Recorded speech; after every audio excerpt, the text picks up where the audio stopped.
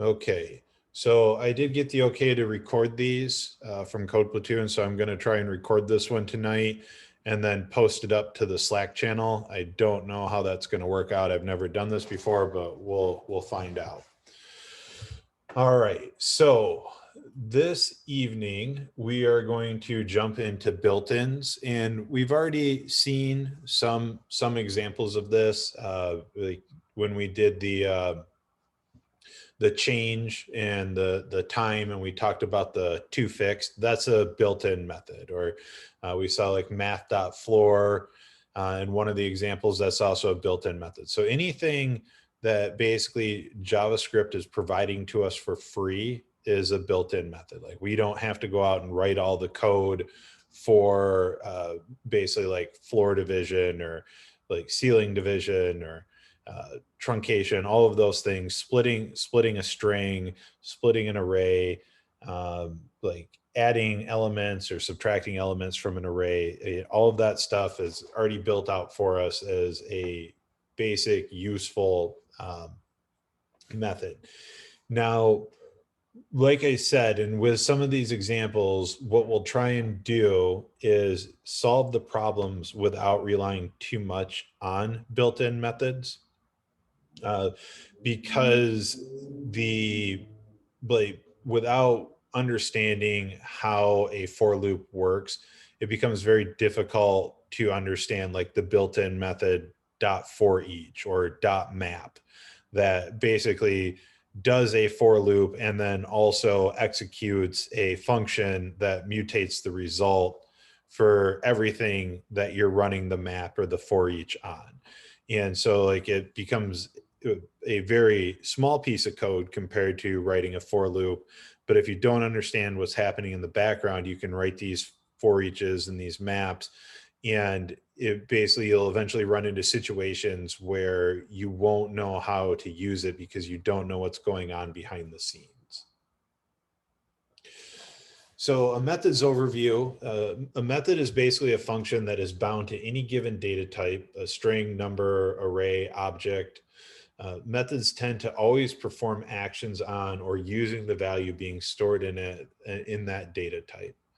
The action performed may either mutate the data in place without returning a new value, or it cannot mutate the existing value but return a brand new value, which you would need to store in a variable yourself. Okay, what this concept is of mutating your data is basically, and we'll see this in something such as pop.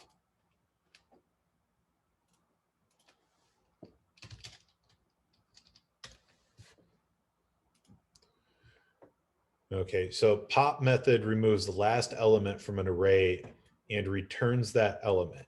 So pop is a method, and pop does return something, just like all the other methods that we've been writing. So when you write pop, basically, if we take plants here, broccoli, cauliflower, cabbage, kale, and tomato, and we do plants.pop, the expected output is tomato when we console.log pop or plants.pop. So at the end of the day, plants becomes broccoli, cauliflower, cabbage, and kale. And even though tomato has disappeared from the array of plants, it hasn't disappeared completely. It's basically right here in plants.pop.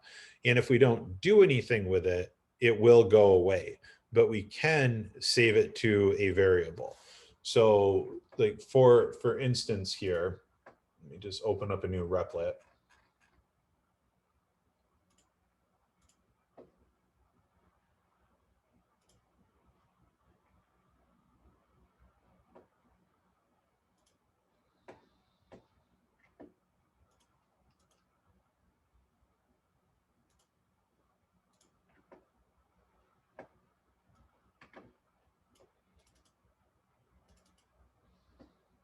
And all of these notes that I put in here tonight, I'll make sure to drop those in. Did everyone see the list of challenges that I dropped in from last night? Cool. All right. So if we take a, let's say let array equal 1, 2, 3, 4, and 5. And I say console.log array.pop, right? So what's going to happen? What do we think we're going to see here when we console.log this? 5. Yep. We should see the number 5, right? Now, this isn't going, like, this just disappears if we don't use it for anything. And so array, so if we do console.log array, we now have 1, 2, 3, 4, right? Now, what I can do here is I can take this out and I can say, let last number equal array.pop. And now I can console.log last number. Right. And now that number 5 is now permanently saved in that variable. And so I can pull this off into a different part of my my code, like I can reuse it. It's there for me. And versus like if I don't save it to that variable, this happens and we still pop it off, and array still just becomes 1 through 4. But then this basically just kind of floats off into nowhere and we can't do anything with it. And so that is something where we are mutating the existing data. So array is not the same as it was after we run the array.pop. So we've permanently changed array. We've mutated it.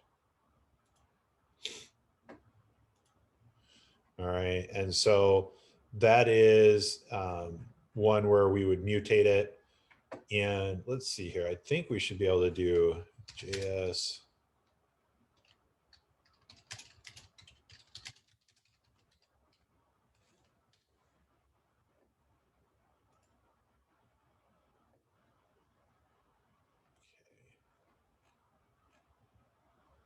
Yeah, so this might be a little too in depth here, but I'll go ahead and save the link here for later. You know, we can go, or I'll make sure to drop it in with the resources for tonight, and you can kind of read over. And again, you don't have to grasp 100% of the content, but it's a good idea to start basically understanding that this stuff is out there and it exists. And so that when you later you're doing a challenge and you do pop and maybe it doesn't click right away, but there's something out there that eventually says like, oh yeah, that's right, we talked about this, I've got to save this somewhere if I want to be able to reuse it. So I'll pull that aside as well.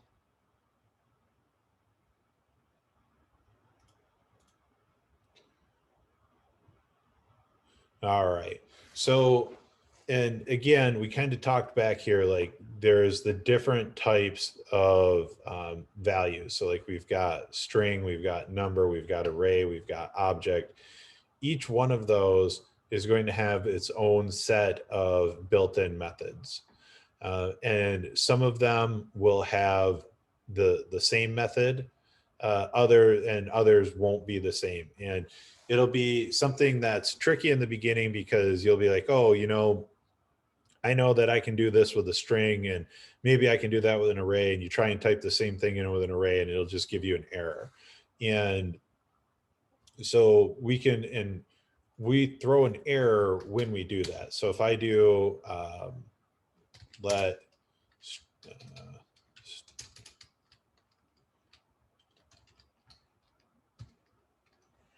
right, and then I go str to fixed 2. So this is a built-in on an integer, but when I try and run it on a string, it says type error, string to fixed is not a function. And that means basically the computer is going in there and is looking at it and it says it's a string. I know what all of the built-in functions are on a string, and to fixed is not one of them.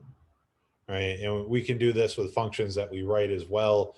But the JS is basically aware of all of the different types of values and what the built-in methods are for them. And so this will be a very common one. And you know, when you see this, when you're trying to use a built-in, that's your warning that you're basically using a built-in that belongs to a different data type than the one that you're actually currently trying to operate on. Quick question. So that command, the 2 fixed parentheses 2, that would have, the reason why it's not outputting is because of the data value or the type, data type? Yes, the data type, because this is a string, right? And so if I take this and do 1.5957 whatever, and now I run it, even though I'm calling this str, we know that this is a floating number, and it says, okay, I know exactly what to do with this now. And this is why JavaScript is called a dynamic language, because I can take something like string and say, call it cat, and this is a string. And then down here, I can say string is equal to pi, basically 3.1459. And if I now do console.log string, right, I see that it's pi. Now in a static language, so like Java, C#, Swift, which is the language that you use to write for Macs, those are all static languages. So you don't just get to say like let or const, you have to say like let string be a string. And then if you try and change string to anything, like you could change it from cat to dog because those are both strings. But if you try and change string to anything besides a string type, the computer will start screaming at you, and it'll give basically a compile error, and it won't let you do it. Okay, copy that. So the languages like Python, JavaScript, Ruby, those are all called dynamic languages, and you can flip between different data types in the same variable. There's full reassignment. And so let's see here. Well, we can do that. So let's go ahead and put a note in here. JS is a dynamic language.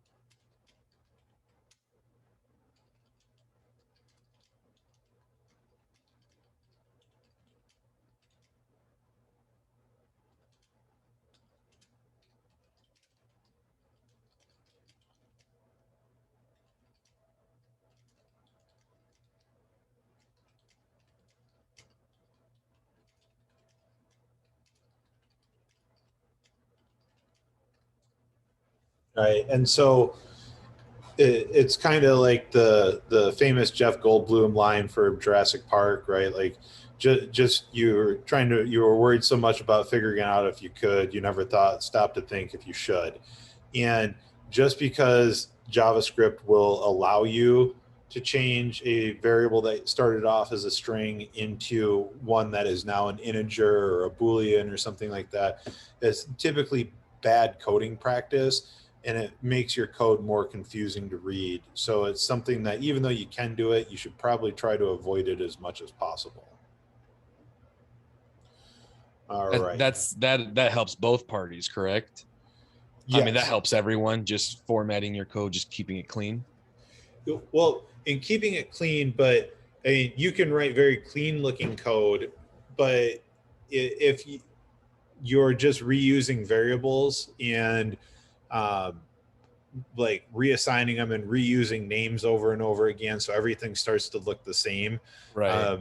It just gets more difficult. It's the same thing as like giving everything good names.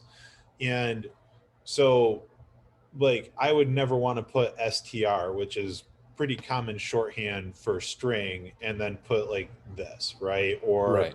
put in an array right here. Like that's just bad. It's just not good practice.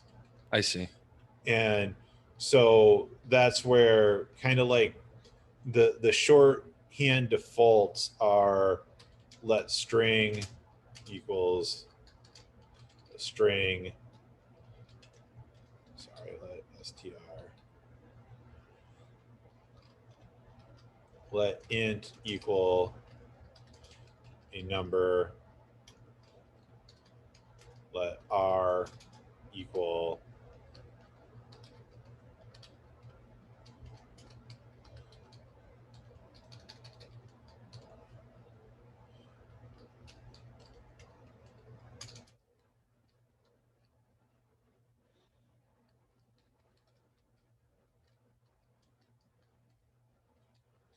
right. And so and you'll see these and same thing, like you'll see in a loop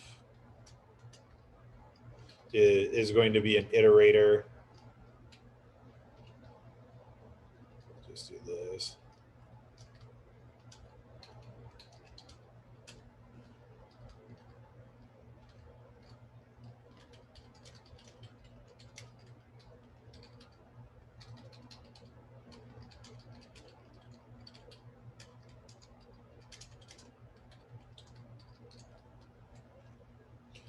All right, and so those are just kind of like some basic ones, but like I said, we have big flat screen 24-inch monitors, and I mean more processing power than they could have dreamed of in the 60s and 70s and 80s, that where we would write like let x equal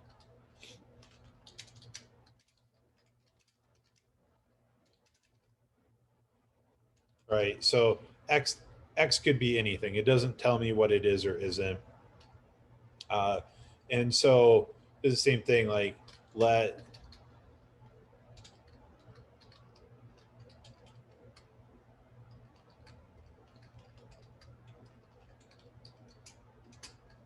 right. So this is something that's very descriptive, right? Like what would I expect to see in this variable?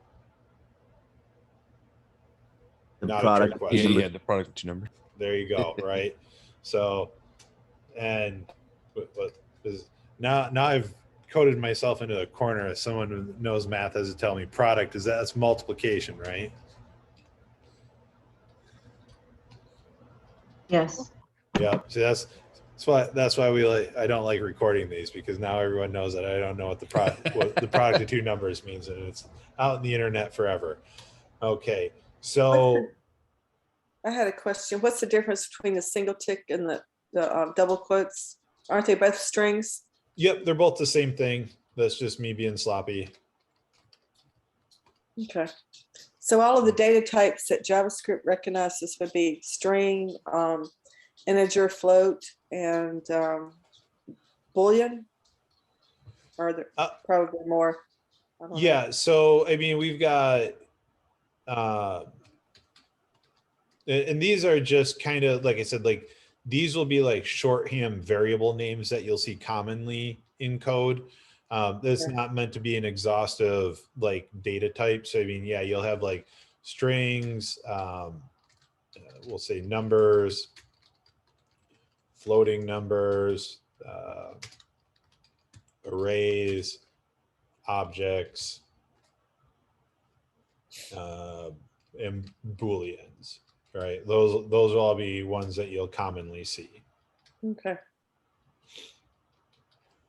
All right, and so let's see here. Where did I hide my slides? There they go.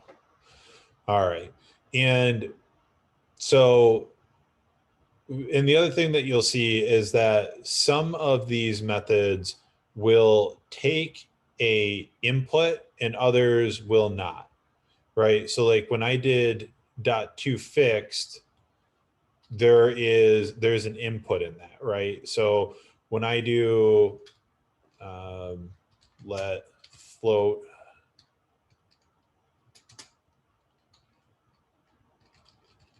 oops, right, and then I do console.log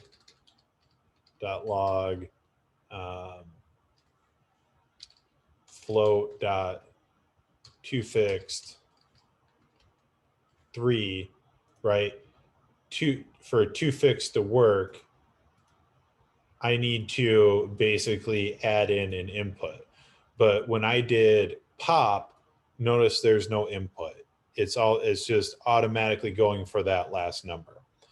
Now, there will also be some that have basically like default values. So if you don't put anything in there, it will not, it basically just, it does its thing, but you can tell it that you want it to do something more specific. So I believe like if we look at JS Splice,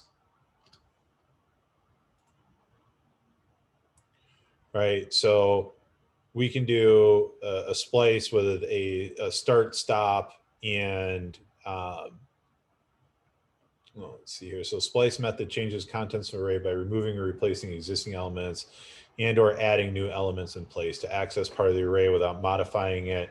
See slice. So we can see, so we've got like start, and you have to give it a start, but then there's a delete count, and we see that that's optional. And then we see items, these elements to add to the array beginning from the start are also optional.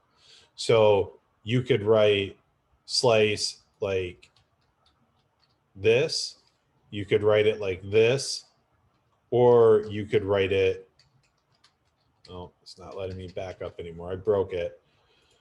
You could write it like this.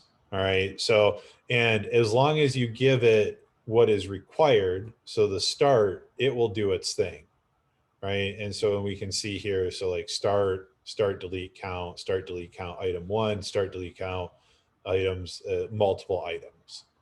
And so this is again why, like, I over and over again, like we'll come back to MDN. I still use MDN on a regular basis when I'm doing things on the front end of the project that I work on. Like you'll never get away from this completely unless you feel like memorizing all of these for some reason and all of the like required and optional parameters. Some of them you use all the time, you'll probably have them down pat, but like I said, there's still things like, I mean, I don't think I've ever used array.sum before. And the other thing is as well, and this really confused me when I first started doing this, like you'll see this array.prototype.at. You don't need to add this prototype. You basically just need to know that this is happening on an array. Ignore prototype, and then this is the last, after the last dot, this is what you'll write on whatever you have. And array gets replaced with whatever the name of the array that you're actually trying to do it. So if I was over here, and array is a bad name to do this, so we'll say R of numbers, right? And now R of numbers. And so if I want to do anything that is a built-in method on an array on R of numbers, like I would do R of numbers dot, and so, and I'm sorry, this is also something that I've been kind of flying through, and I don't know if anyone's picked up on it, but with Replit and most IDEs, the autocomplete functionality in these is generally much better than like if you were just like using a word processor. So if I know that I've got R of numbers, so I can start typing A. Now I mean, you get one letter, you get a ton of things, and not all of them are going to be useful.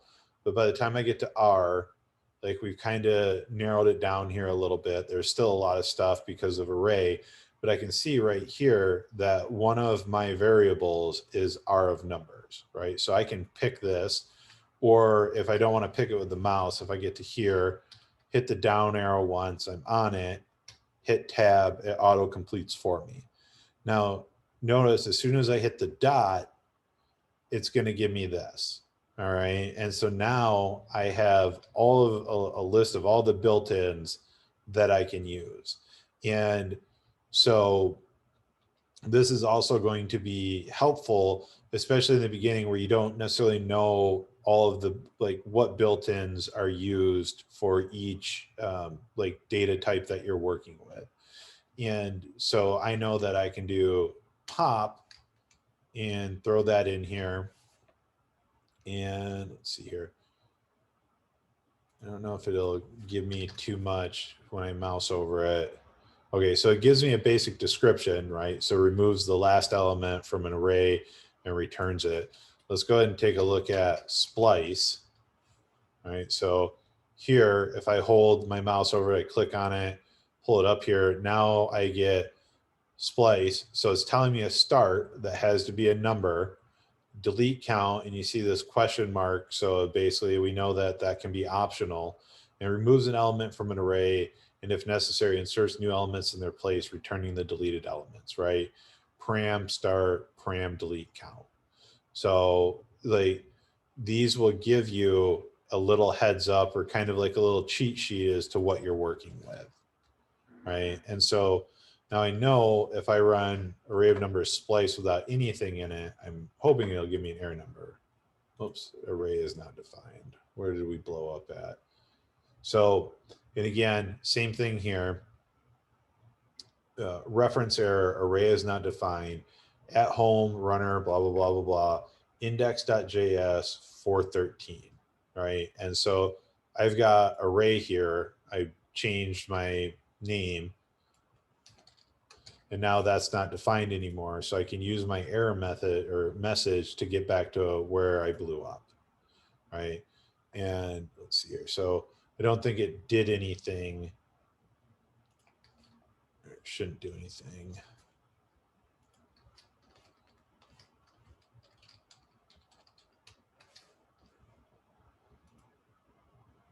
Right. So I didn't give it anything, so it didn't do anything, right? And so if I do here, now I said start at the 0 index. I've already popped off the last one, so I end up with 2, 3, 4. Now, if I go in here and I say at this point, R of numbers,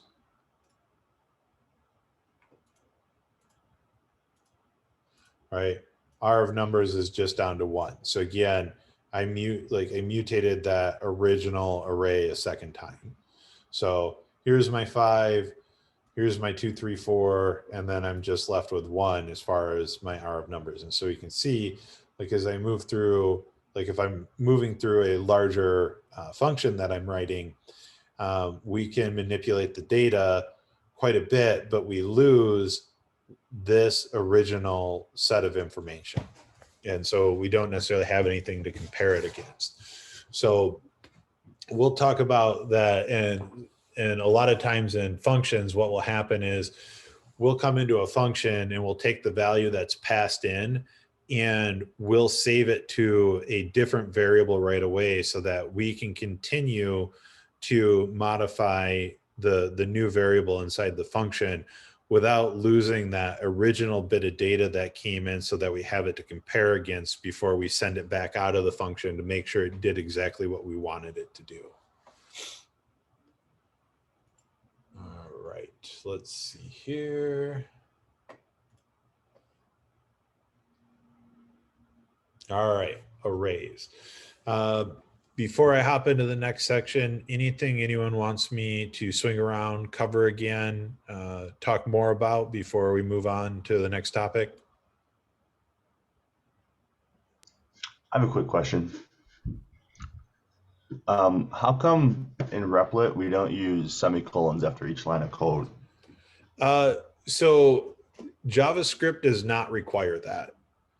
Languages like C# and Java require a semicolon at the end to tell the computer that it's basically the end of a line of code. And again, going back into like the 90s or something like that, I think at one point JavaScript may have required that. Don't quote me on it.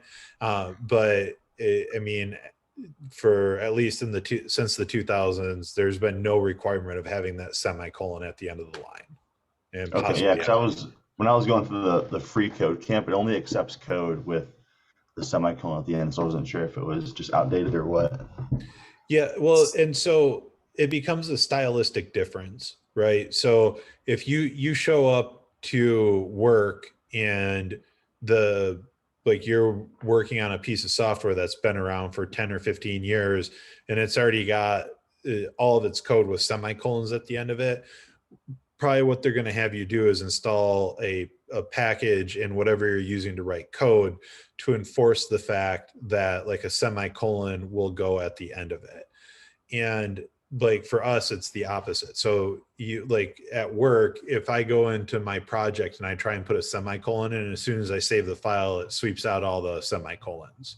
Like it won't let me do it. But yeah, I mean, at the end of the day, it's not a required thing for JavaScript, but it can be a style enforcement. It doesn't break anything by using them.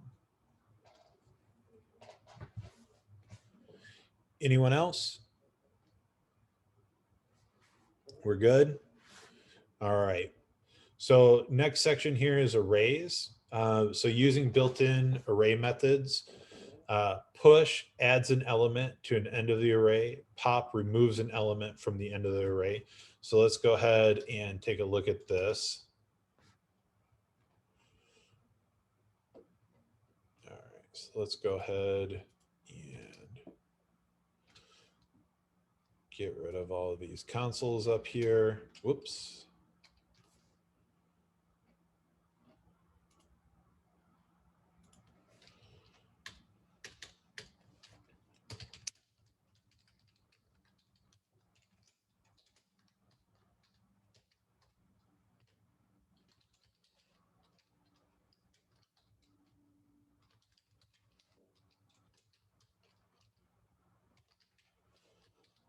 All right, so let's go ahead and bump out of this. So if we look at push, adds an element to the end of an array. So again, what I would do here if I don't know how to use push, using replit, so I can say test array dot push and appends a new element to an array and returns the new length of the array. So we've got a param items new elements array. So let's go here and let's go ahead and let's see here. We'll add Linda. And so let's go ahead and console.log test array. All right, and now we see that Linda has been added to the end of it. Now, same thing when we see this, this is something that I'm console.logging, and I'm console.logging test array. Remember, push is a method, right? And so as a method or a function, it is going to return something. So when we look at this, we say and returns the new length of the array. So I can say, oops, holy cow. I don't know math and I can't type. So if I console.log this, what I would expect to see is the new length of the array. So now I should see a 5 printout, or I'm sorry, a 4 printout and this, right? And now that 4 just blinks into existence, and unless I save it to a variable, it disappears. And with something like that, I mean, they always return something, but it doesn't necessarily mean that it's useful, right? Like I don't, off the top of my head, I don't need it. Like I can always just call test array.length whenever I actually do need it, right? So I don't necessarily need to save that to a variable, but it is good to know exactly what it does return. Now, same thing. Yes. I'm sorry. I mean, the I was following along just fine, but where did the 4 come from? I know it went from 3 names to 4 names, but what did you type to generate 4? So I didn't, well, I basically, you're seeing it because I console.logged test array.push. Uh-huh. And so when we hold, like, so when we look at this, appends a new element to an array and returns the new length of the array.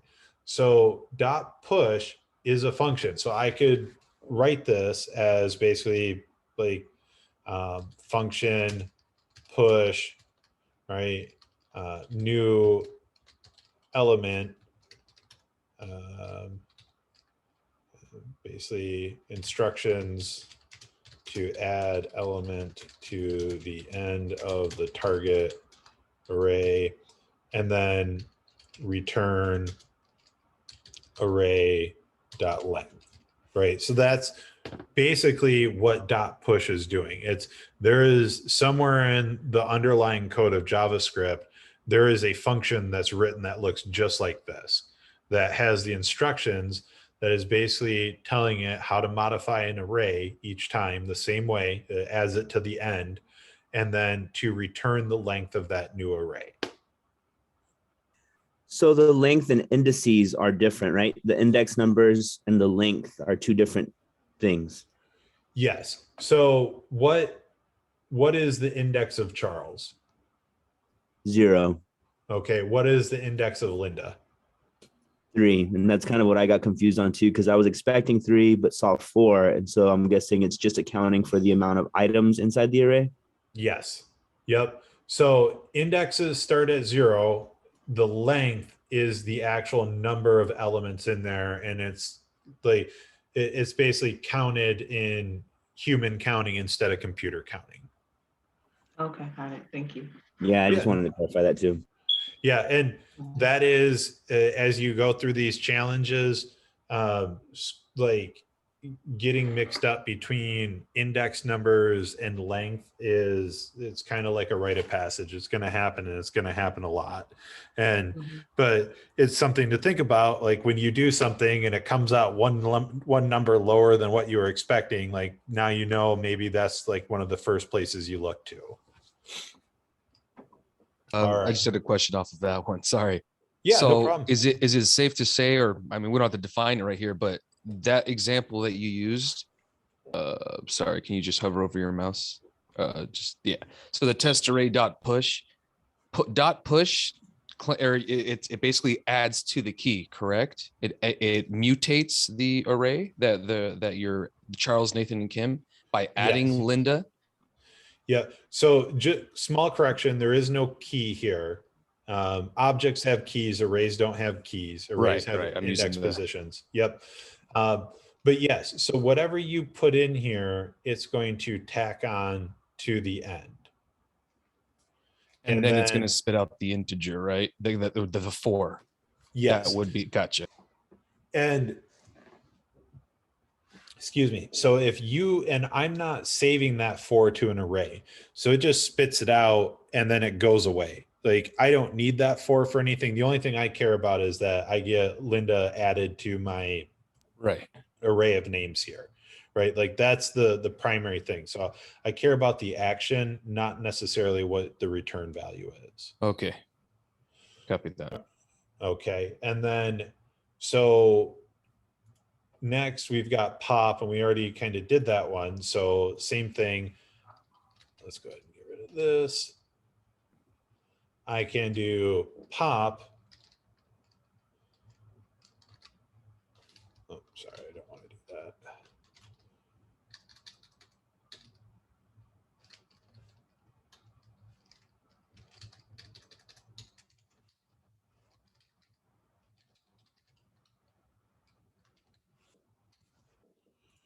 All right, and so now when I do this, we can see that I can get rid of this as well. Let's do this.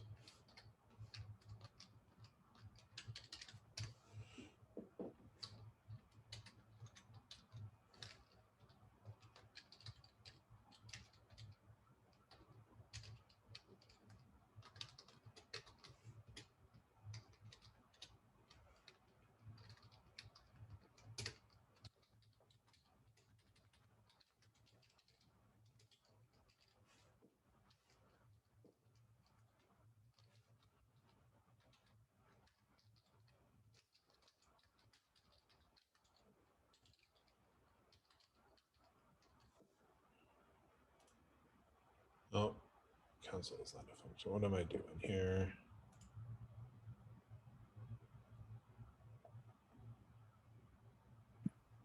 Oh, console.log. All right, so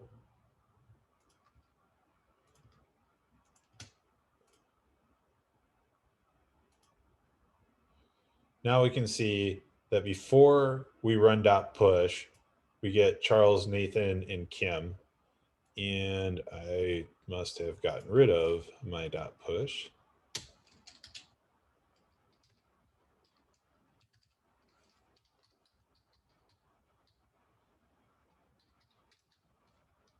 There we go. All right, and now afterwards, we get Linda added in and then Pop takes it back off. Now, the next two, shift and unshift, do the exact same thing. They just do it to the other end of it, right? So I can now say test array dot shift, and so shift removes the first element of the array, and unshift adds the element to the beginning of the array. All right, so shift, I don't need to add anything in here.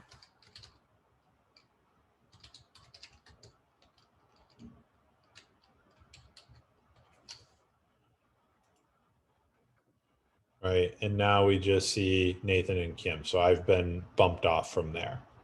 Right, and then same thing if I do test array dot unshift, and I say tilde, and then we console.log test array again. All right, so now we see that she's been added to the front. All right, so slice returns the copy of the array of starting elements and ending elements. So if I say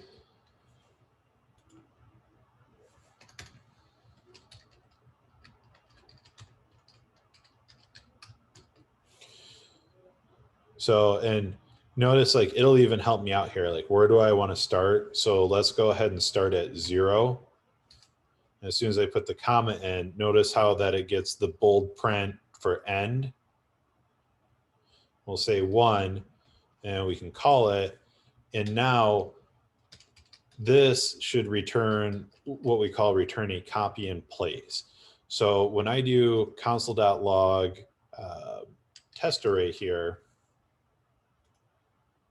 notice how nothing's changed, right? So we did not mutate the original. If I do .log test array .slice, now we can see that I basically sliced off just the first name, right? And so I did 0 and 1, so my start and stop. So if I do 0 and 2, I'll get the first 2 names, but notice that we haven't actually done anything to test array. So even this slice creates a copy, but again, I'm just console.logging it here. So after this bit of code executes, if I don't save it to anything, it just disappears. So what I would actually need to do is something like this. If I want to keep the copy of the new smaller copy of my array. So I can say let copy of test array equal that. And now I can log copy of test array, and we can see now it's there, and I can call it over and over and over again. And so this is something where it's different than these other ones that we've been dealing with, where it actually mutates the original test array. Slice makes a copy of test array and then only keeps the portion that you basically specify. So I know that can be a little tricky, especially in the beginning. But so like if we come in here and we say slice, so returns a section of an array. So the actual return value is that section of the array. All right. So let's see here. In Splice, changes the contents of an array by removing or replacing existing elements and or adding new elements. All right. So let's go ahead and take like a deeper look at Splice here. So I can say test array dot splice and oops.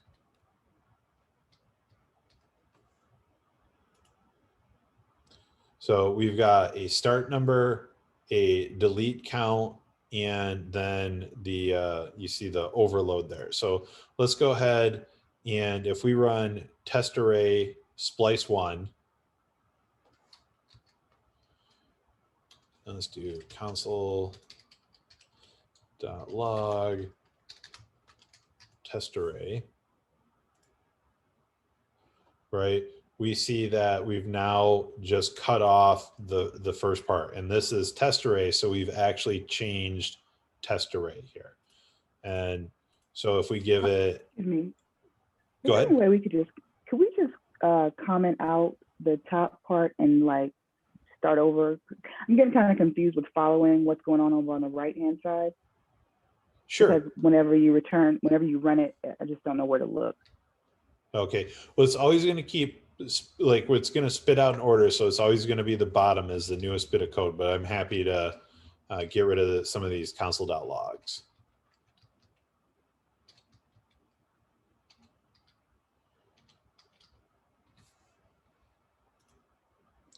All right.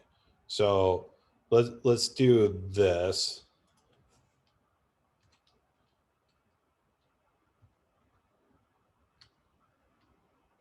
So that top line will always be the original. All right. And so when we do a splice, we've got a start. So we can also do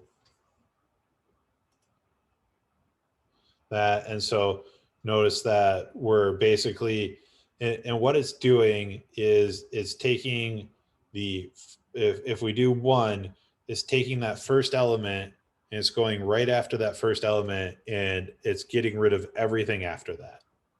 All right. And so let's go ahead and do this real quick.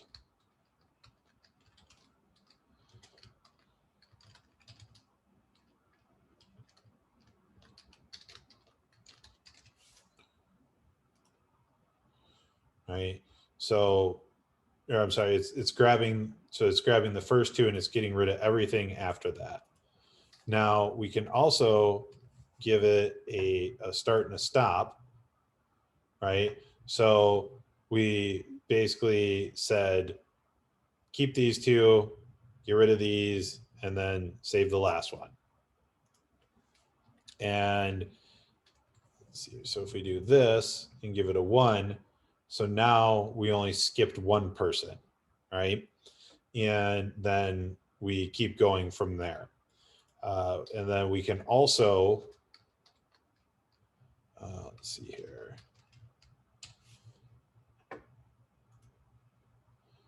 Put someone in the position that we removed, right? So now what I've done is I've said count in 2, remove one element, add an element, and then continue going.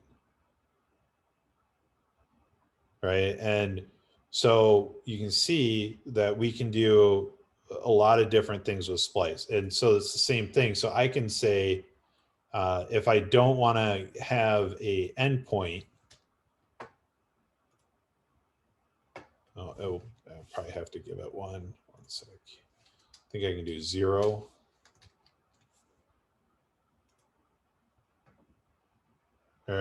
Well, so if I do 0, it doesn't stop. It just basically puts that person in right there. And if I did 1, 2, 3, 4 here, now I would chop everyone off after Nathan and then just add in Manny. Now, what happens though is, oops, I'm trying to add over there. Sorry.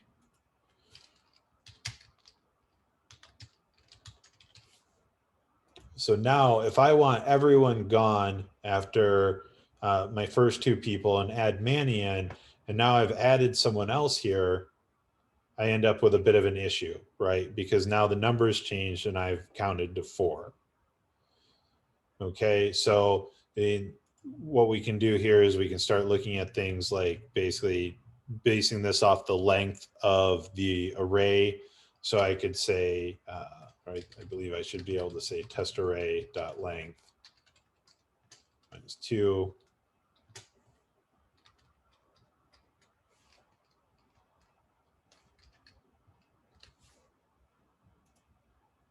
Right, and so now it doesn't matter how many names I add in here or whatever else I do, right? Because it's based off that length, it's going to keep staying the same, right? All right, so let's go ahead. And you said because it's based off of line 43, right? Yes. Wait, based, okay, all right, thank you.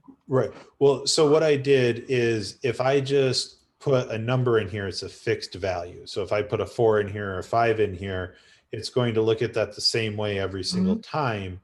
But as things change up here, it's not going to account for it. So we need to look at it as a way of basically saying that we only ever want 3 people to show up in here. Matilda, Nathan, and Manny. And it doesn't matter how many other people you add to the list. I want to get rid of everyone after Nathan, and then you replace all of those people with Manny, be it one person or a million people. It's always going to do the same thing. And we do that by making this a dynamic value because this will change whenever this changes.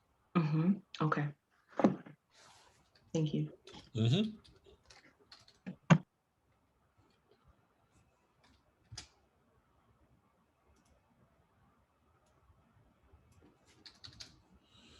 All right, so let's take a look at what's next. So index of an element. This one can be very useful when you're trying to do comparison. So let's say that I know that, let's see here. Let's go ahead and comment that out for right now. And when I run it, I get that. So let's say that I know that Linda is somewhere in here, but I don't know exactly where she's at. So I can do test array dot index of Linda. Right, and 3. So now I know 0, 1, 2, 3. Linda is the 4th element in my array. Right, and so this is really useful, and you can use this in challenges where, and I think there's even one for today that's basically take a letter out of the string and return the number that it is in the alphabet. And so we could create an array of A through Z. So we know that A is 0 and Z is 25, and return the index +1. And so if you put in Z, you're going to return 26. If you return C, you're going to return 3. And so that becomes a really easy way of being able to identify where something is at and return a numerical value to represent it. All right. And then join joins all elements of an array into a single string. Right, so this can be very useful where you need to basically split a string. So if we say let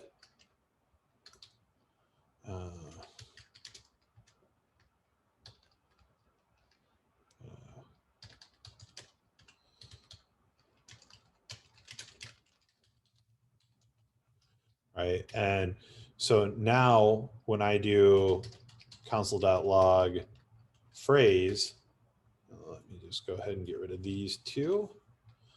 And I can get rid of this one up here now. right? So I'll gladly pay you on Tuesday. And so now I can say console.log phrase.split. And so if we take a look at this here,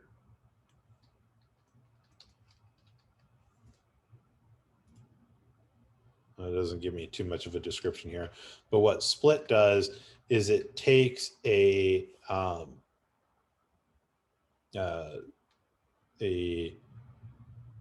separator, I will use my English here, and it will then take a string, and every time it runs across that separator, it will split it into the element of an array. And when you give it nothing, it will do it on every single character.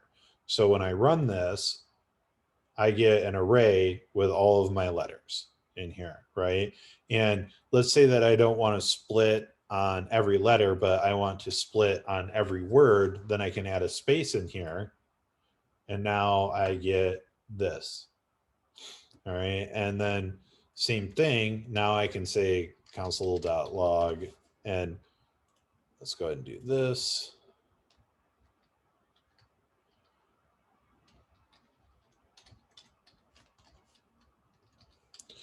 Let split phrase equal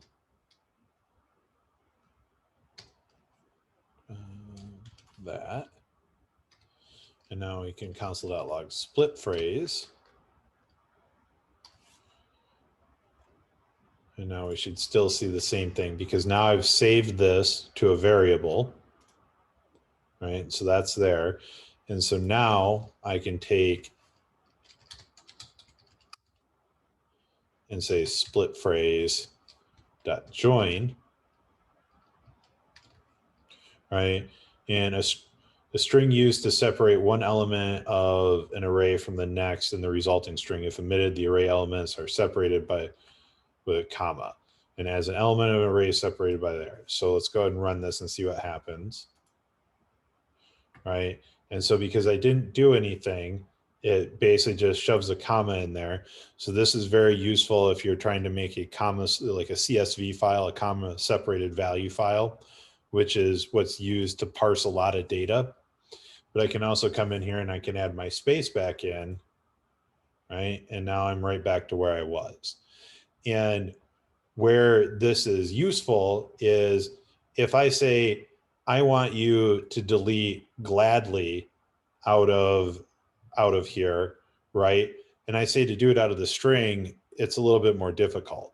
But if I split that, and so I know that gladly is now there, right? So I can say, let split phrase 1 equal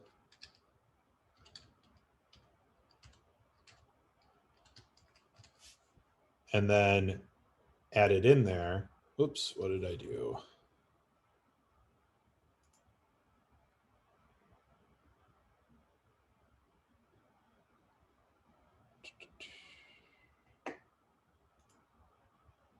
Oh, sorry, I didn't need to assign there. That's what I did wrong. All right, so now I've come in, I've taken this string, I've split it into words in an array. I've gone in, edited the array, changed gladly into begrudgingly, and then I've glued everything back together. Right. And so that's how you can target a part of a string or a word in a string or letters. We could say something like, I want you to take all the capital letters in here and downcase them. Right. And so you could split all of these into letters.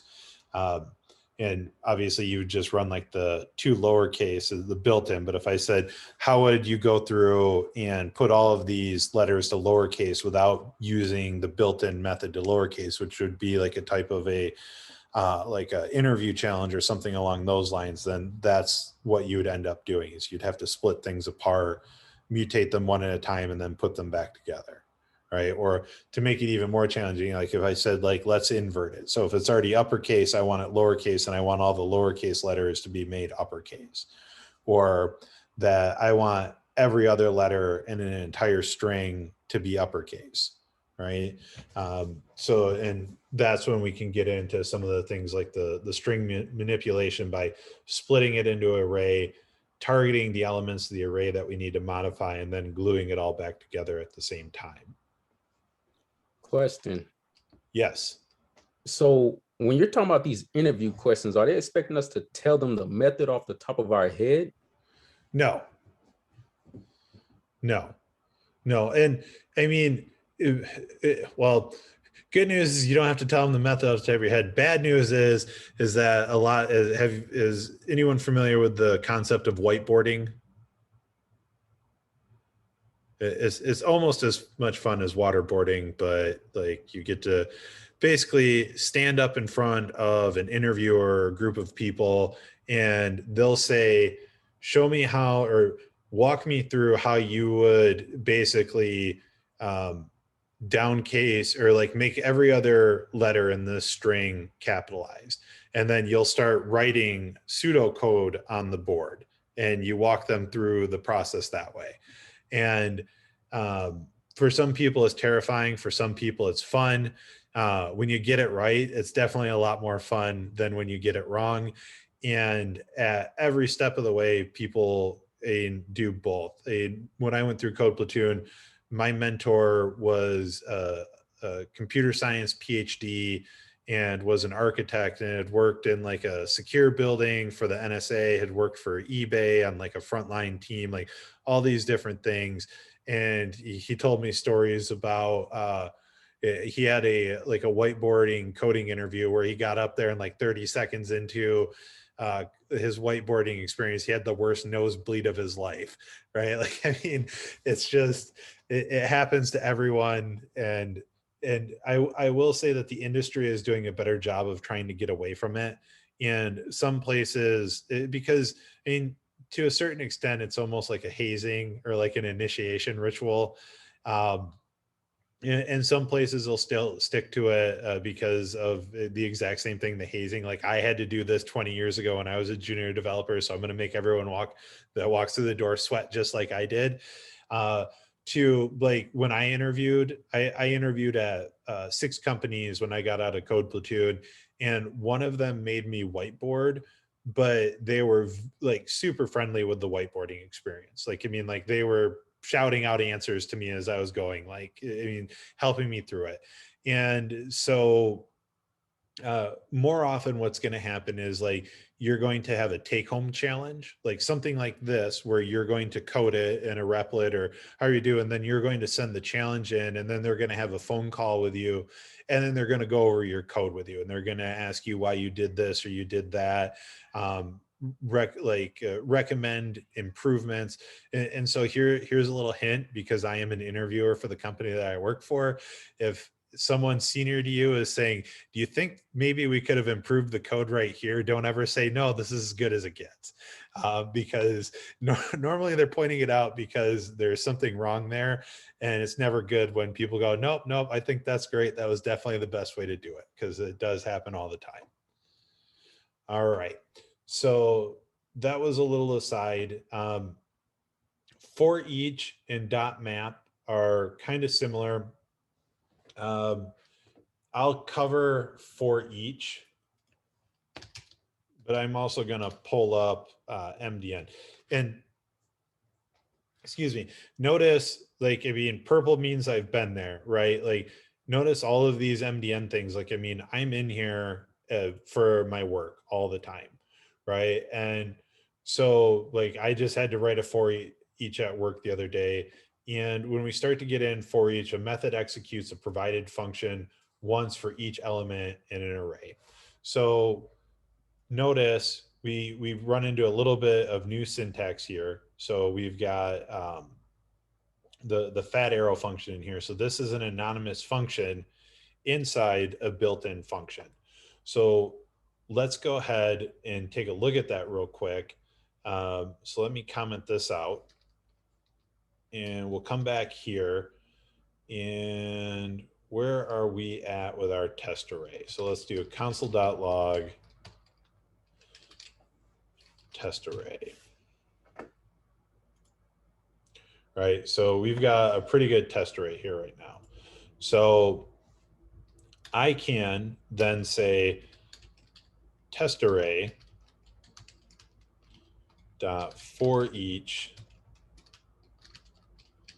element. And so again, notice how it changed colors, and it also went to italics as soon as I did this. So this is now an anonymous function or a callback function. And then I'm going to make it really easy this time. I'm just going to do console.log element.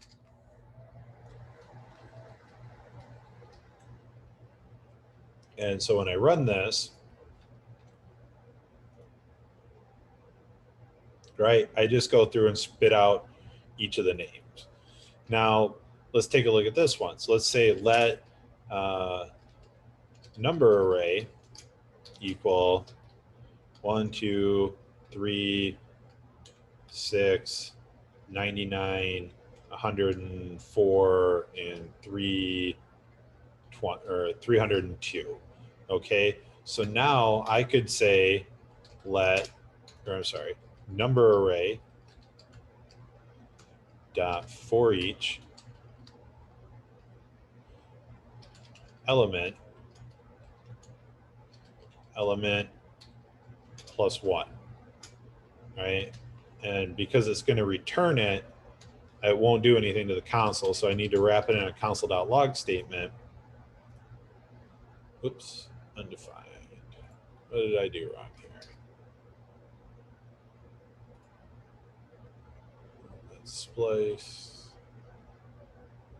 There's for each.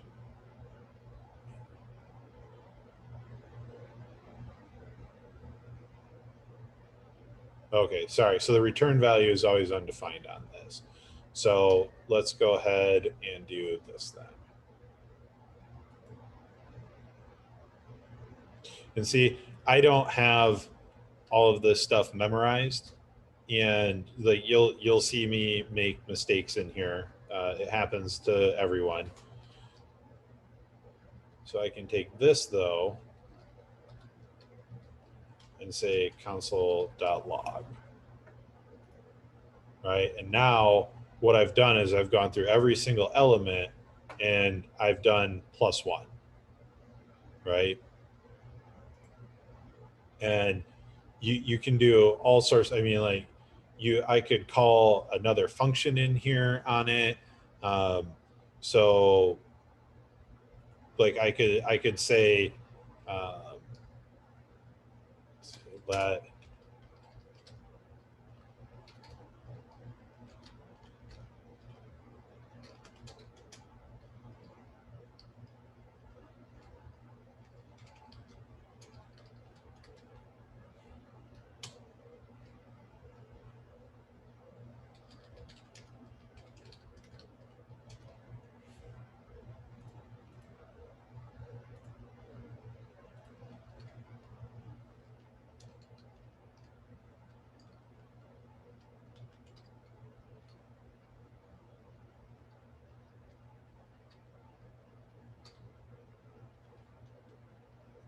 think that should be the right amount of parentheses, right? And so now what I've done is my for each is taking the element. So this is basically a for loop, right? And this is much shorter than a for loop and I can write it as a for loop here next.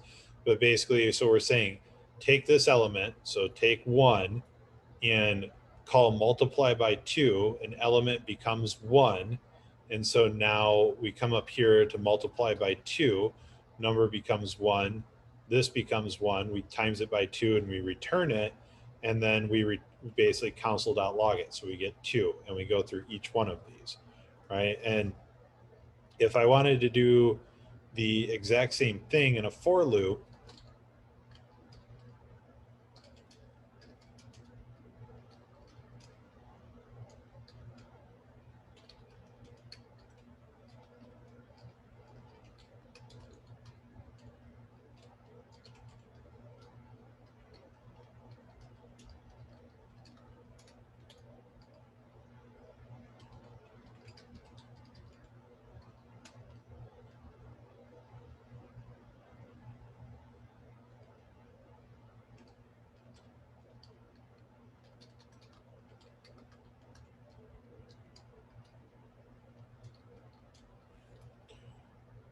right? So this will do the exact same thing for me.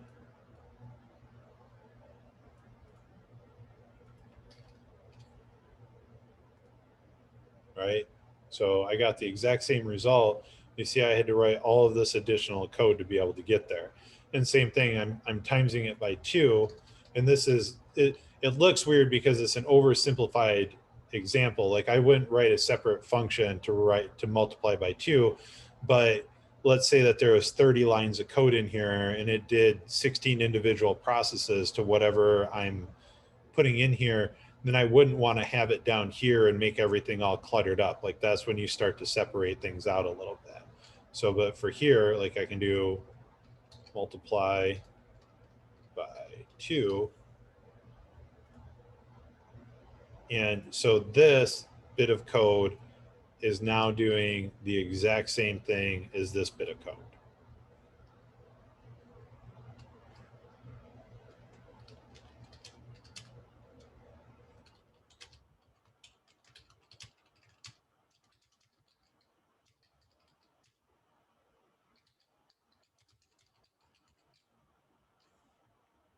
All right.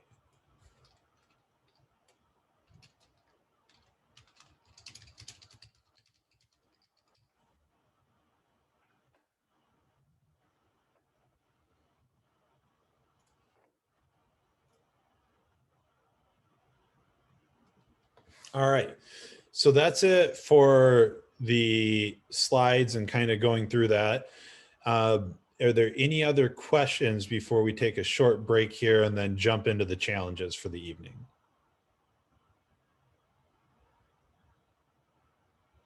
Everyone's good? And even if you're not good, it's fine. We'll get you better.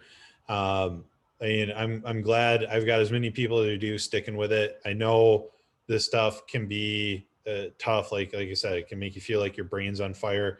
I still have, again, a couple years in, I still have days at work where I'm just like, why am I doing this? I'm not even a real developer. Like, so, and it's called Imposter Syndrome, and it's very, very real in the dev world, where, I mean, I think to myself once in a while where it's like, man, if my boss knows how dumb I actually am, like he would fire me on the spot, right? Like, and it's okay to feel that way, but you can't let it control you, because everyone that has ever learned to code has gone through the same struggle you guys are going through right now, right? And I know it's tough, but it's worth the awesome feeling that you get when things start to click, right? And there'll be something else that beats you up further down the road, but like, enjoy your small victories. Like, I mean, we've seen for loops now a couple of times. We're kind of learning how to read the docs on MDN. We've got some built-in methods that we've got in our tool bag now, and those are all good things. And once we start again Monday, and you think about how much you've just learned in a week and how much better you'll feel about this a weekend than you did like on the first day of class, where I was just like throwing stuff at the wall nonstop for 3 hours. All right. So it is 7:25. I am going to pause the recording if I can figure out how to do that. And all right. All right, so I've resumed the recording. We're going to jump into convert hours and minutes. So we're going to write a function that takes in a number of minutes and returns a string of hours and minutes. So if we put in 125 minutes, we want to see 2 hours and 5 minutes. All right, so first off, how many parameters do we have? And sorry, I got to fork this. How many parameters do we have, and what is it? Is it 1 and minutes? So the name of the parameters is minutes, but what data type is it? Numbers. Yes. Yep.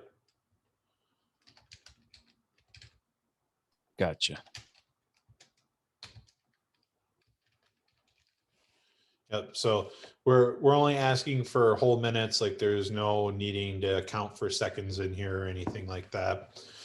All right. So again, we know that this is going to be a multi-step process to solve. So what I say is it's always a good idea to take baby steps while we're writing our code in here. So a lot of times the first thing I'll do is see that I can basically the parameter that I'm putting in that I can put it out. So minutes is coming in. I'm putting in 125, 175. All right, so here they are. I can see 125, 175. So I know that they're coming in here. So I need basically, well, here, let me ask the class, what would be, what is the overall gist of what we need to accomplish with this function? Like, how would we go about it? Like, how do we start breaking this down into smaller steps?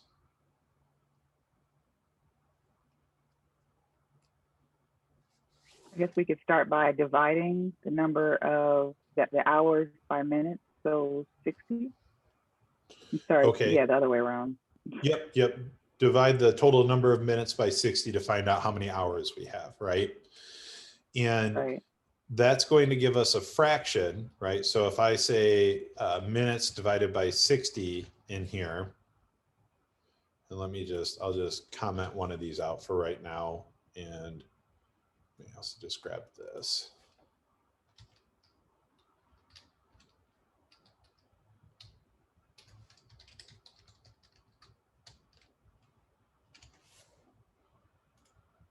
Right, now I'm just returning a floating number, right? So when we talked about built-ins yesterday, we know that we have math.floor rounds us down, right? We can also use modulus. We could also use a bit operator, which is something that you can kind of look up, but you do not need to know what that is. So we could say something like math.floor minutes divided by 60. Right, now we get 2. Right, so now we know that this is how many hours, whole hours, that we're dealing with. So let's go ahead and take this out of the console.log. We want to save this to a variable. What would be a good name for this variable?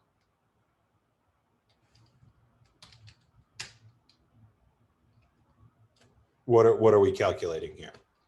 Hours. Yep, so hours. Right, so now I can console.log hours. Right, and there's my 2.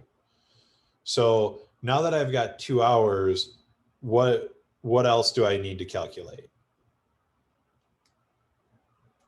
The number of minutes. Yep, so how many minutes? Like basically my fractional hour in minutes is left. So we need minutes. How do you think we'd go about finding how many minutes we have that are left over? Multiply everything after the decimal by 60.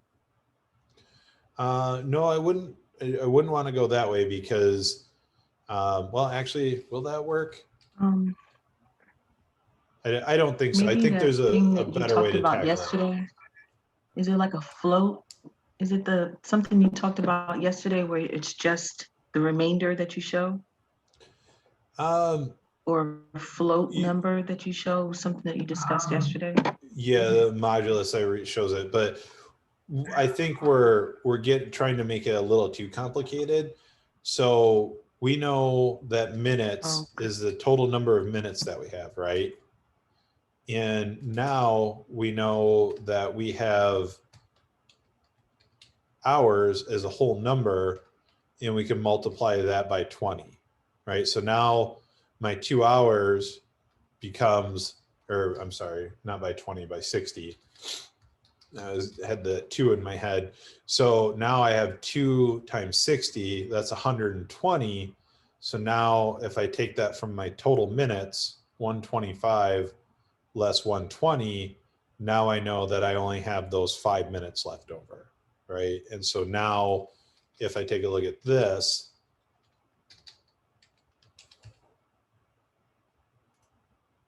oops. I don't need to do let there. So there's my 5 minutes. Right? So we, first off, we're figuring out how many whole hours we have by doing our floor division and basically just chopping it off.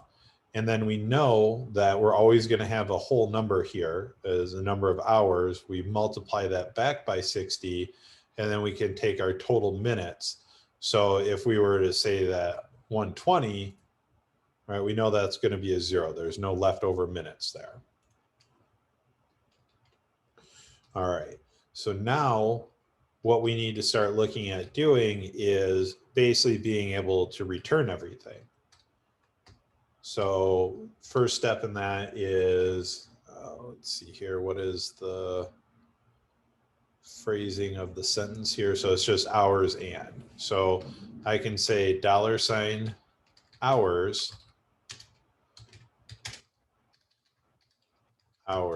and $ minutes,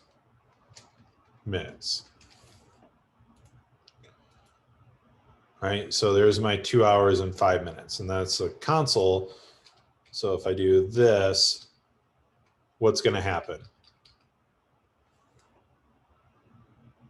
Are my tests going to pass, or are they going to fail? They're going to pass. False and false. What do I need to compare down here? Right. Well, so 2 hours. Go ahead. No, go ahead. I was going to just say 2.0833 does not exactly equal 2 hours and 5 minutes. It's actually 4.98. So if you have that triple equals there, wouldn't that cause it to throw a false because it's not true? No. So if I console.log hours and minutes, what am I returning? False. You're returning undefined. undefined. I'm returning undefined. So I'm comparing undefined. Is undefined strictly equal to 2 hours and 5 minutes? So what's the last thing I need to do to fix this? You need Define. to return. Sorry, what was that? You need to return. Yes. So I need to take my string out of the console log and I need to return it. Now we went to true, true. All right. And so now let's make this, the next step is, let's do 65 minutes. Right? So because now I'm going to expect 1 hour and 5 minutes. And let's do 121. And so now I'm going to expect 2 hours and 1 minute. Right? And so now I've still got false, false down here. So kind of the trick that I showed you guys yesterday, how would we go about maybe tackling adding this in? And let's just worry about one at a time here. So how do I get it so that when I have only 1 hour, instead of just saying hours every time, it could say hours or hour?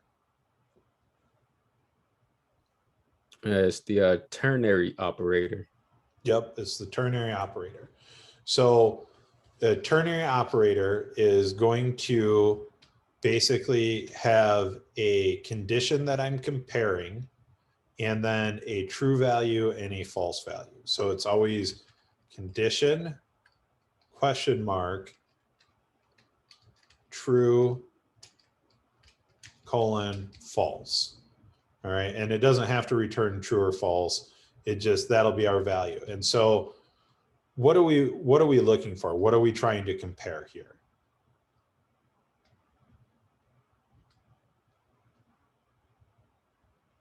Plural versus singular.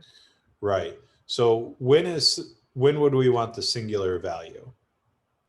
Or just the singular hour? It's equal to 1. Right. So when we say when hours is triple equal to 1, So if that's true, what do we want this to say here? Hour. Hour. And then if it's any other number, what would we want it to say? Hours. Hours. Right, so now we've got 3 truths, right? And I can take this and put it right here. And now I can say minutes.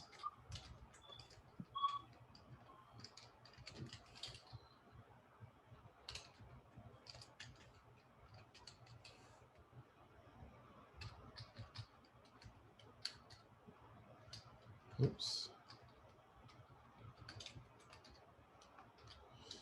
Right, and so now I can uncomment this last one. And now we've got all truths, right? So if I do console.log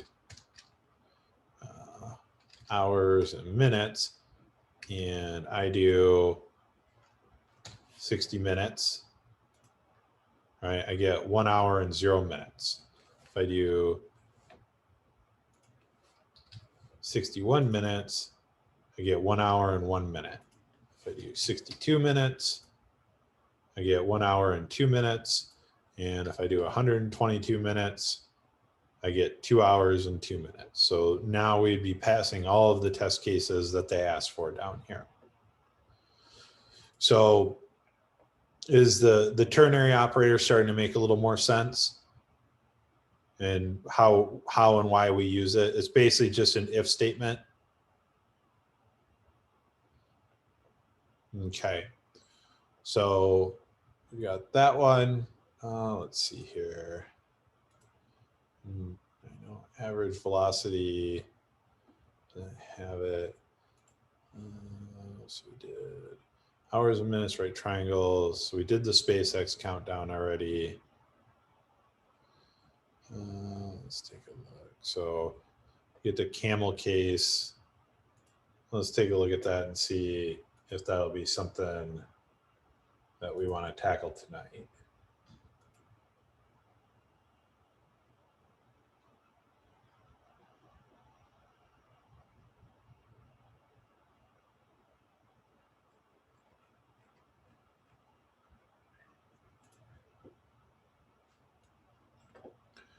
All right, so we can take a look at Camel Case here.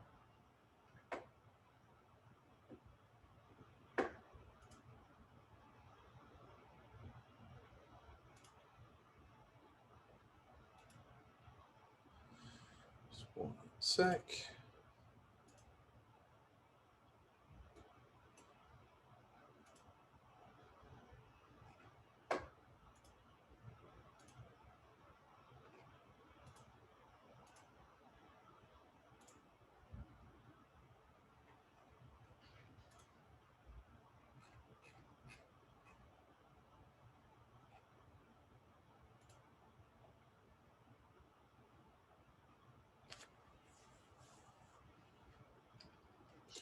All right, so basically with Camel Case, what it's saying, and remember JavaScript is written in Camel Case.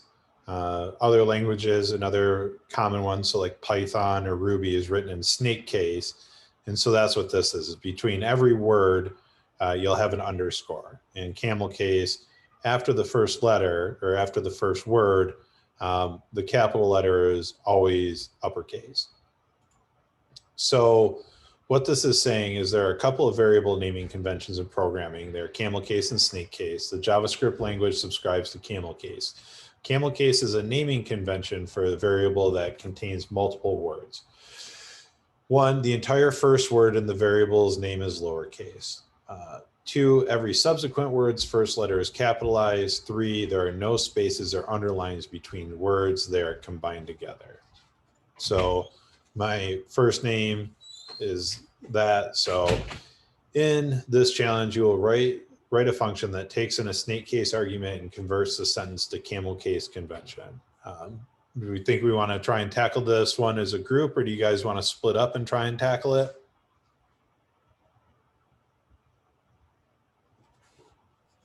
I'm okay with splitting up. Sure. Okay. Let's see here. So we've got 11 people. So we could do 2 groups of 4 and a group of 3 here. So let me create a breakout room and then, or breakout rooms. Oh, one sec here. I'm going to go back to.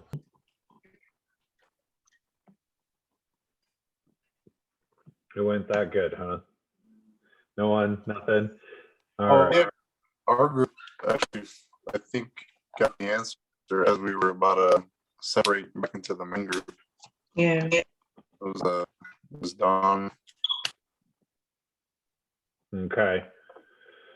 All right. So let's go ahead and go over a solution here. And I'll kind of show you how I tackled it. Where did it go? Is this it? Let's make Camel Case. Excellent. Do this. And pull this over so I can see everyone.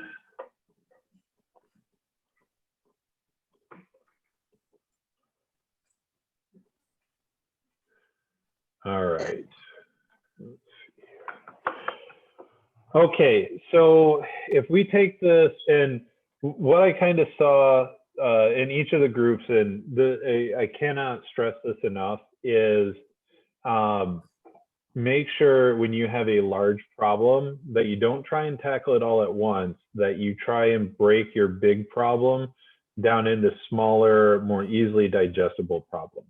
And that will make life a lot easier. There's also something in programming called Pseudo Code, which is basically writing out step by step what you want to do without doing it in like strict like syntactical code. So if I'm going to write some pseudo code here and I want to write out my steps, basically when I think about this, I know that I want to take this apart. So I want to take my string and split it into individual words in an array. I can split on the underscore, right? So once I have that, I need to iterate through each word in the array after the first. I need to isolate the first letter of each word and make it uppercase. I then need to add back in the rest of each word after the first letter as lowercase. All right, then I need to glue my array back into a string. All right, so let's go ahead and take a look at this. So if we're going to do this one step at a time, I want to do a console.log input just to make sure that I'm getting my input still. And we'll go ahead and comment these ones out just to keep the noise down. All right, so there's my input. My name is Creamer. How do I take a string and break this into individual words?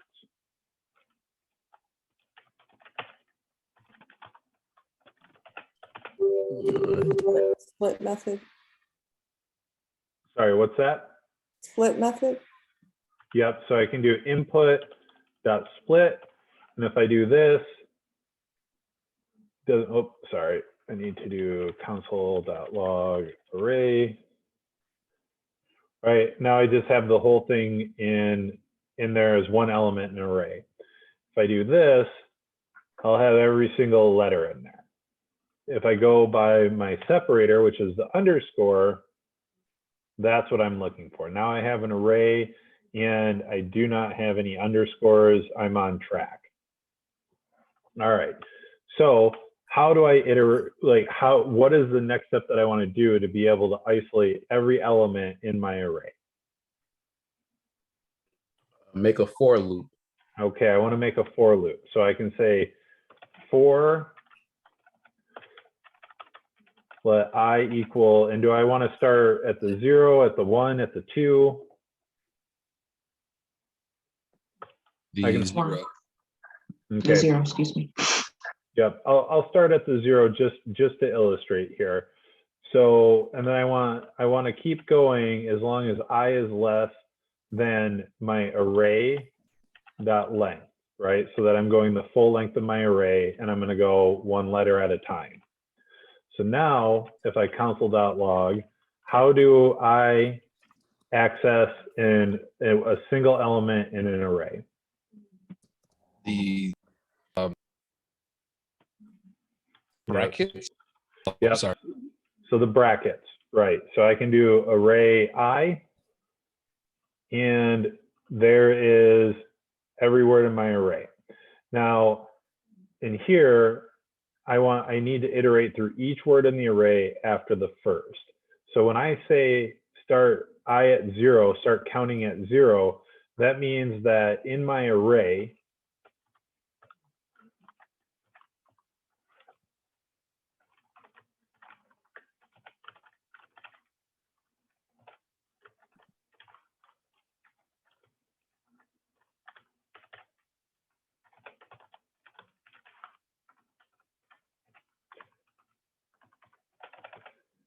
that's a 0, that's a 1, that's a 2, and that's a 3, right? So I want to make sure that I always leave my 0 index position alone. So I don't want to start at 0, I want to make sure that I start at 1, right? So now we don't get that my in there anymore, it's just name is Kramer. All right, so how do I find just one letter in a string?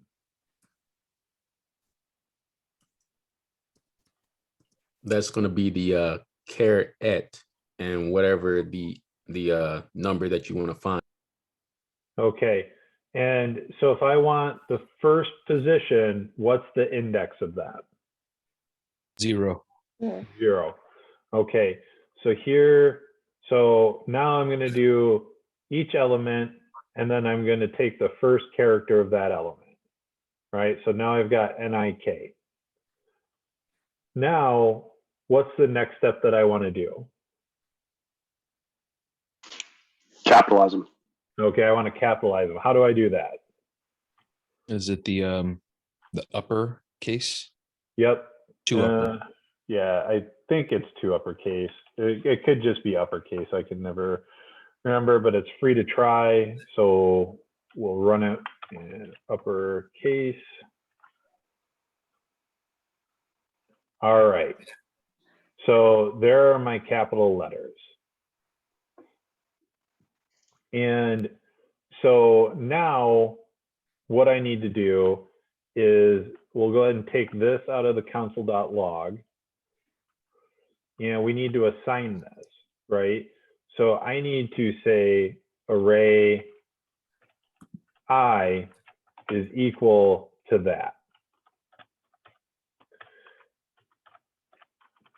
And so now when I console.log my array, right, my is left alone, but now I've just got capital letters in here. What built-in can I use to get the rest of the word? Join. Where would I put the dot join at? Behind the array, So like right here? outside of the parentheses. It wouldn't be outside of the parentheses because then it'd be outside the console.log. So when I run that, this is what I get. All right. So eventually we do need to join, but that's a little bit premature. And that doesn't get me to my like my desired end state here. So let's go ahead and take a look here. So if I'm going to do a built-in on an array. So JS array.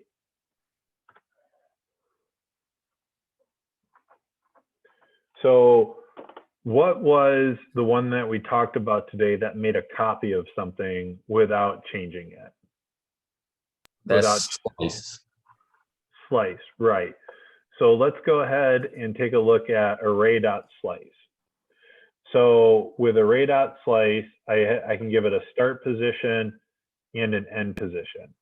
So if I take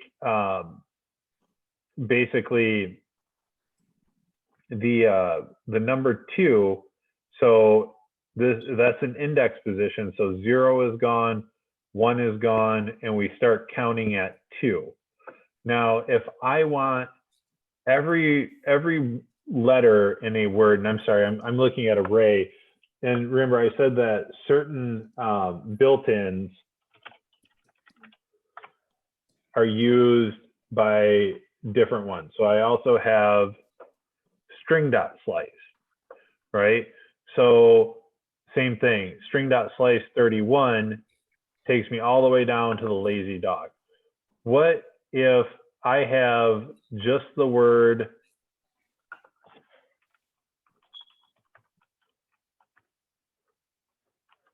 the in here? What would I want to put in right here to get everything after the first letter?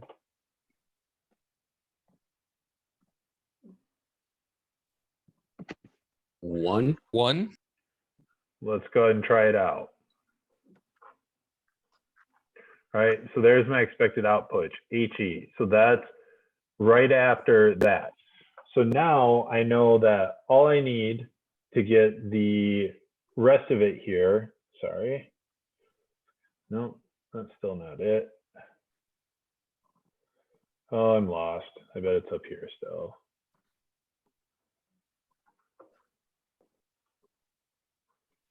Oh, geez.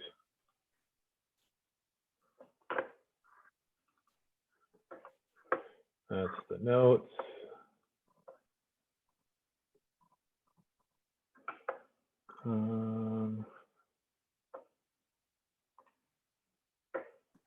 There it is. No. Apologize for that. I have no idea how I misplaced it, other than I've got too many windows open.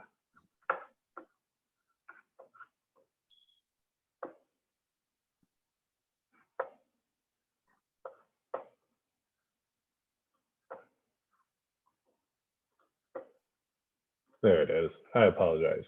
All right. So now let's go ahead and take a look at this here real quick. So let's go ahead and say console.log array I dot slice 1, and let's see what happens. All right. So we get aim, S, and Raymer, right? So we know that we're getting everything off that. How do we add 2 strings together? Join. Concat. Concat. You can do concat. You can also just do a plus sign, right? So we could say this plus this.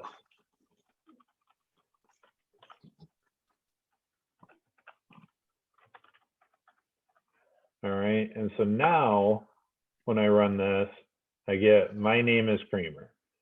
Now, how do we glue it all back together? Now you do the join. Now we can join, right? And we're just going to join on an empty space or on an empty quote. And there we go, right? And so I'm still getting false because I'm still console.logging. So let's go ahead and take that out of the console.log. And then we return it. And let's go ahead and uncomment those as well. And I should get 3 trues, right? And so that is how we do that. Now, there are nicer languages out there that actually just have a built-in method called capitalize. So JavaScript only has 2 uppercase and 2 lowercase. But I think like Ruby and Python actually have capitalize, which will give you appropriate capitalization, just the first letter, without having to do all of this extra unnecessary overhead to get a capitalized word.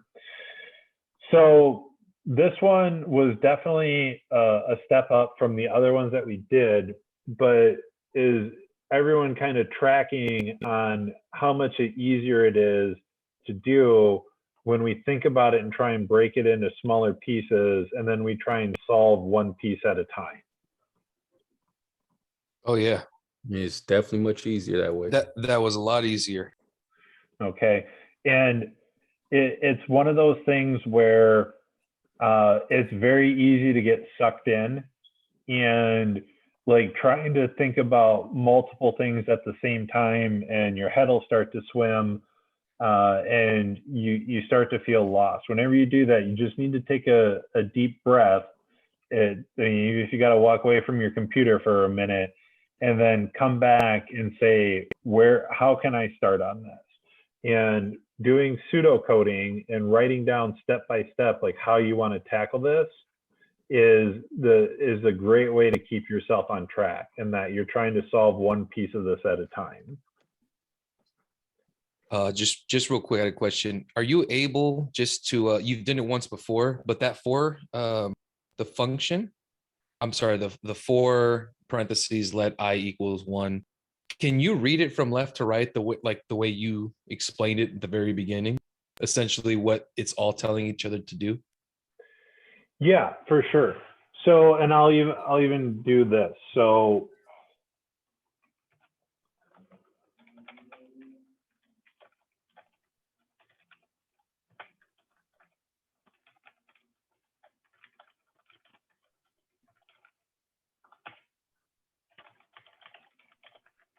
does that help? Yes, it does. Okay, right.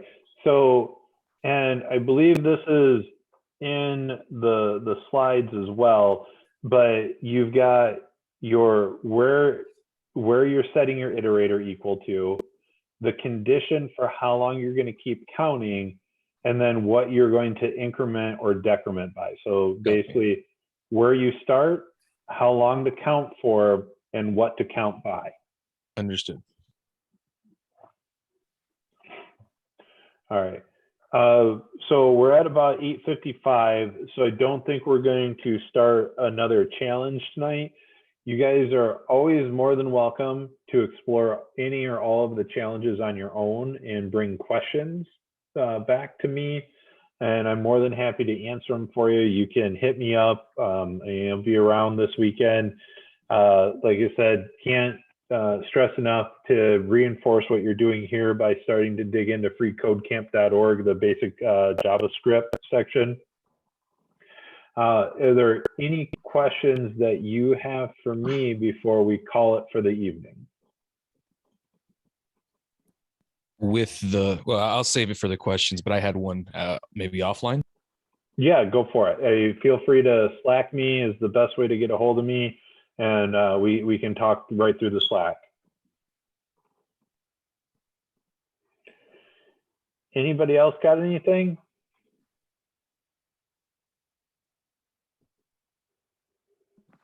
No, but I will take you up on what you were saying about reaching out to you down the line as I work it on my own.